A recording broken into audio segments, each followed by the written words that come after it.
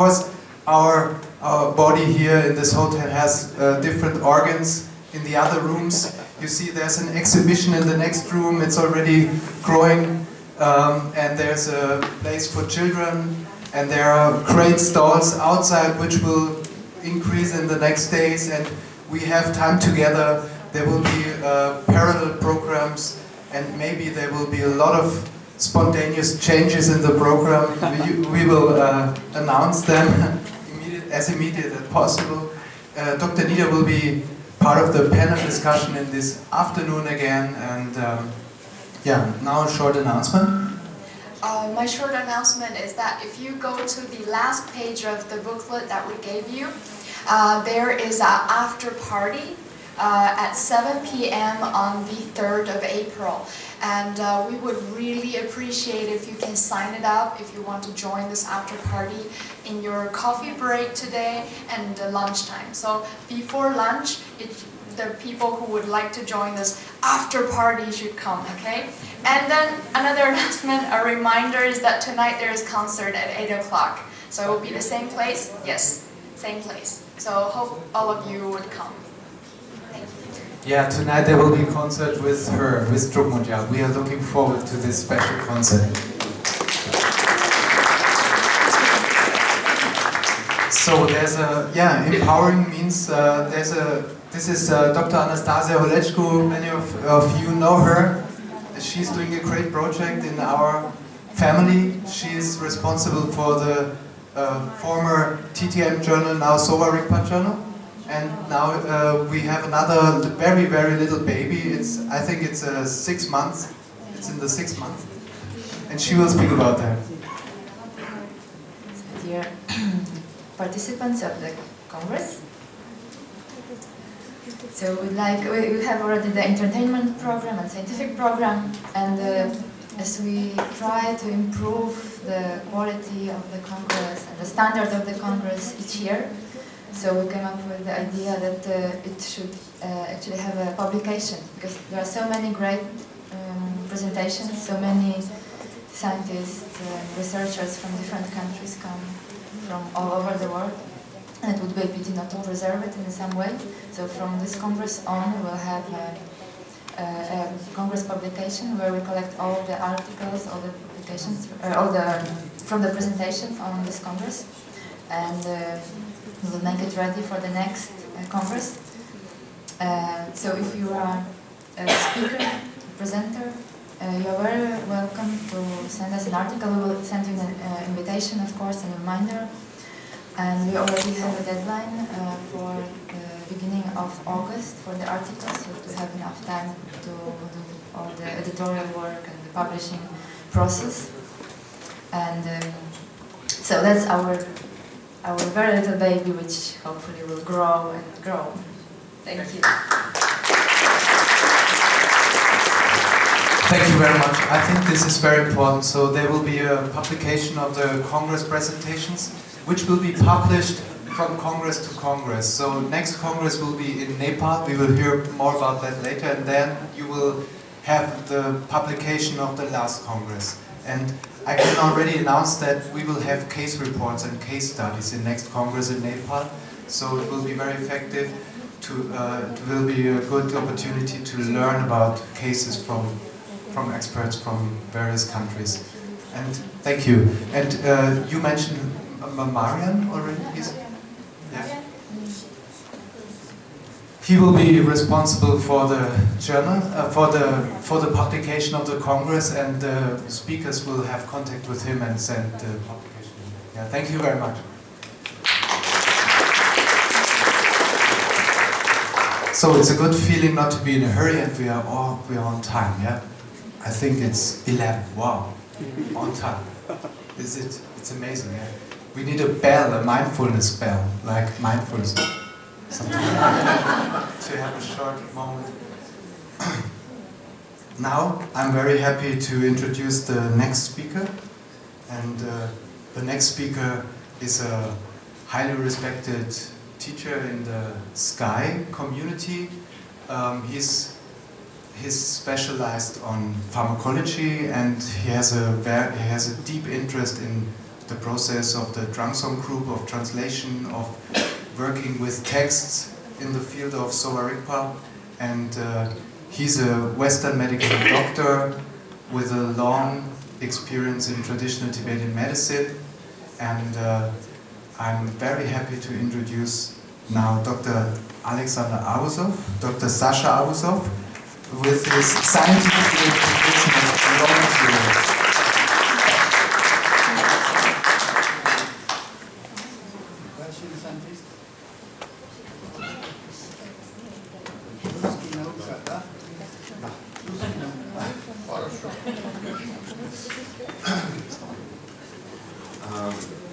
Actually, maybe my father was a scientist and I only studied to be a scientist.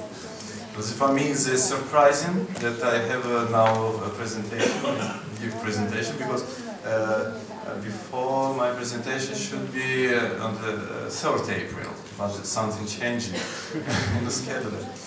And but after presentation of Dr. Nida, I am happy, and because of that, it's easy. It's easy to do. So the topic is about identification of different raw materials we use in Tibetan medicine. I need to switch on.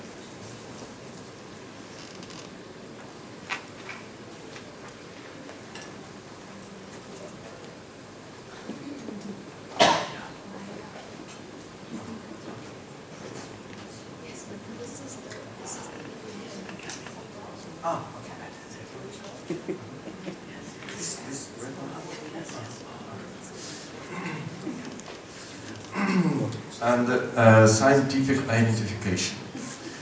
So here you see some. It's looking not like in my computer because I use not Macintosh. I use IBM. But anyway, you see words. It's enough. That we can see that in traditional Tibetan medicine now we use more Tibetan word, Sowa Rigpa or Sorik, it's a short name. We have a main text, basic text, base text of old tradition is a Gyushi of 4 tantras, 4 medical tantras, and in the Gyushi we can find quite important topic, big area, is pharmacology or German in Tibet. And here in the pharmacology we can see pharmacognosy. It's a very special area. It's how to identify, how to understand what does it mean? What does it mean? This Tibetan word, this Tibetan term, the name of a certain raw material.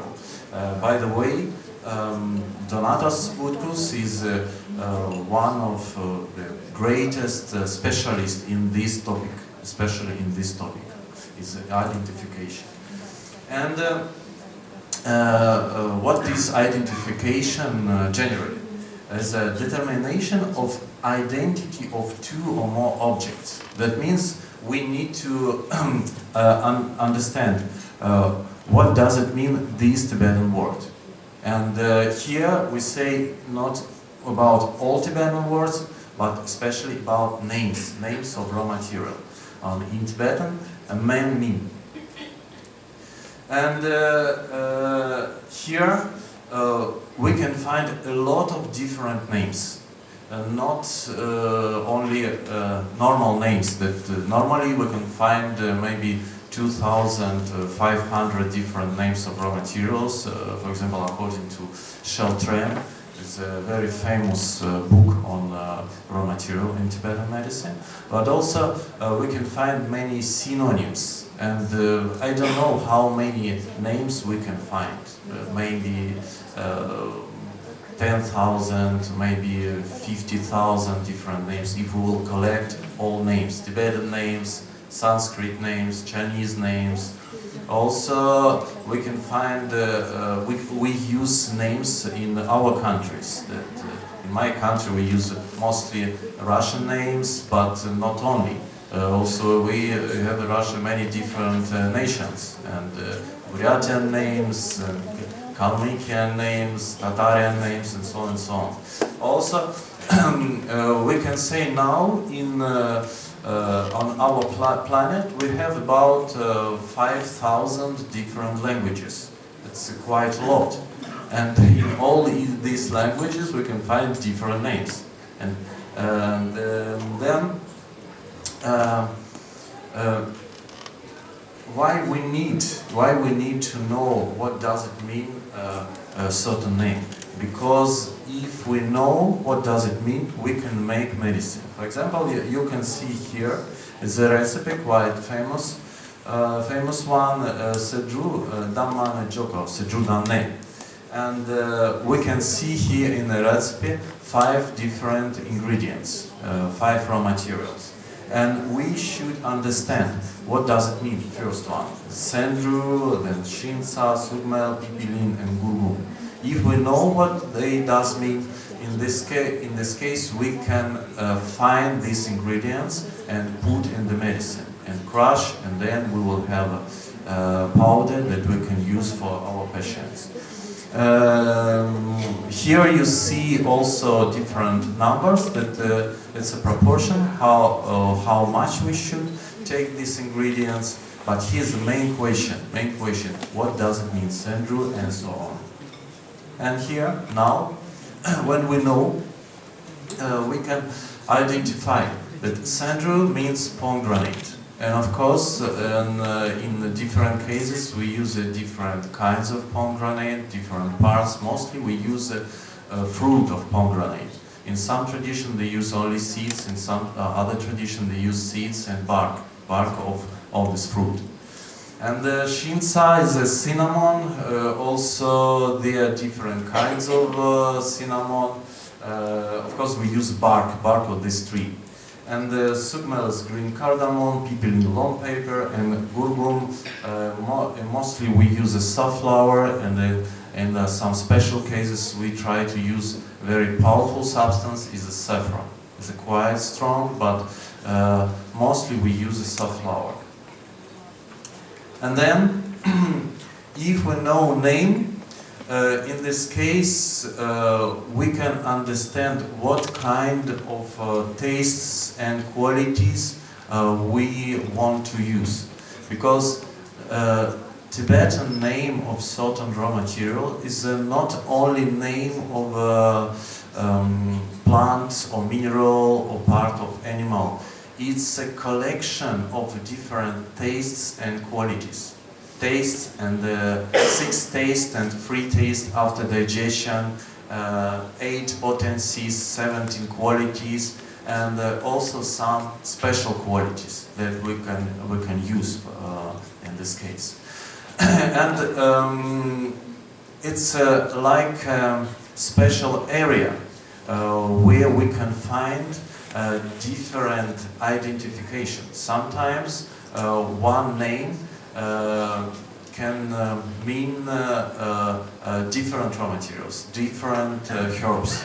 It depends on different traditions. Even in Tibet, we can find that for one raw material, for one name, they use different herbs in eastern Tibet, northern Tibet, southern Tibet, and so on. Why? Because here's the main point, the most important point. Its name means a collection of taste and qualities. And when we know all these things, we can find the main thing, and we can find different substitutions we can use in our country. That means if we know all these tastes and qualities, we can find different substitutions in our own country. We can find not only in Tibet, we can find some herbs in Mongolia, we can find, they did it many times, we can find in Africa, we can find in North and South America, we can find in all 5 continents. But of course, if we want to find them, we should be quite experienced, and we should know many things about it.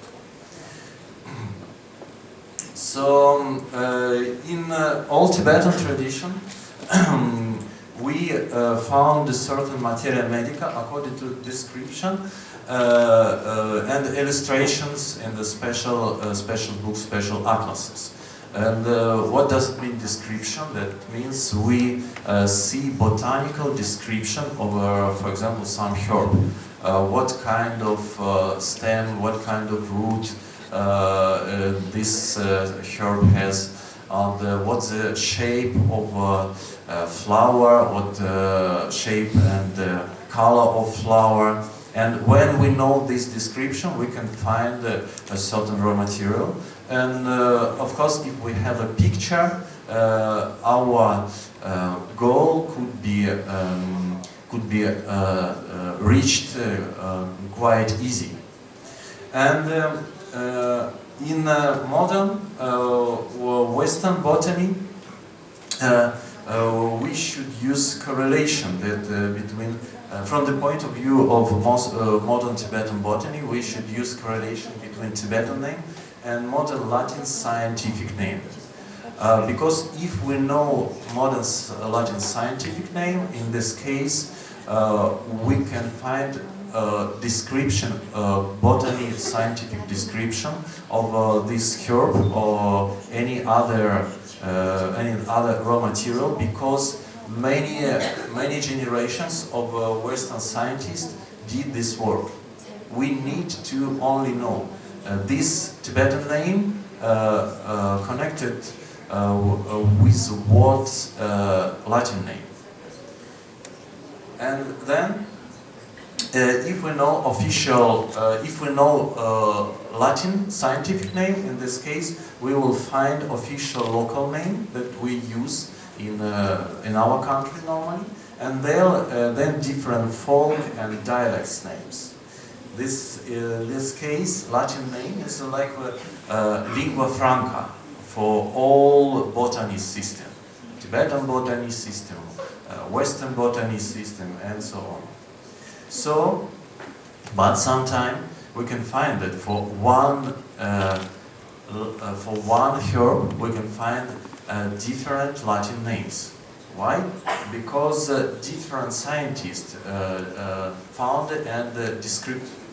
For example, here you can see lychee is a clove in English, and in Latin you will see different names: Syzygium aromaticum, Eugenia caryophyllata, Caryophyllus aromaticus. All these three are synonyms and are the same. So we have these different names only because of different scientists describe this raw material. And also the same story with synonyms in Tibetan. For example, for Latin Syzygium aromaticum, we can find different Tibetan names. Lychee and Pelgi Minchen, Lei Metoxer, and also in the Indian and Sanskrit names, or in other Indian languages names, like Wanga, Labanka, Shri Sanjna.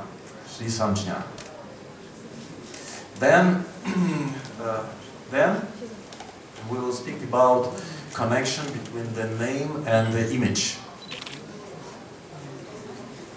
Here you see Lukmik is a very famous substance we use in Tibetan medicine. And what does it mean? When we translate Lukmik from Tibetan to English, we will find it's a sheep's eye. And in fact, this is Aster alpinus. Aster in Latin means star. And from the point of view of Western people, or Rome people, it's looking like a star. You see a star with rays. And but from the point of view of Tibetan, it's looking like a sheep's eye. It's with like an eye with eyelashes. And also when we hear when we find this name in the recipe and we see that it's like a sheep's eye, that doesn't mean we should catch the sheep and take ice, dry and put in the medicine. No, it's only name for flower. Then you can see Künder. Künder is Garuda's claws. And here, from the right side, you see the symbol or emblem of Thailand. And you see cloth, here close, and see this part of this plant, Uncaria rhinophylla, and they are looking like Garuda's claws. Then Sokapa. If we will try to translate it from Tibetan, that means shoulder blade. And really it's looking like a human shoulder blade. It's a blade, shoulder blade, and this form of fruit of this plant. But when we translated it from Latin, it's a Capsella bursapastaris, that means shepherd's back. And here you see shepherd's back, we can find now in Cyprus. It's also like a triangle, and it's looking like a bag that they use. Then also about connection between name, tastes and qualities. Here Shingar. Shingar, it's Glycerica or Glycerica uralensis or Glycerica glabra, licorice in English. You know, I think you know that also in the northern part of Europe you can buy special sweets. In Germany, in Finland, licorice candies. Yes, you know. And we use this root, and this root has a quite a sweet taste.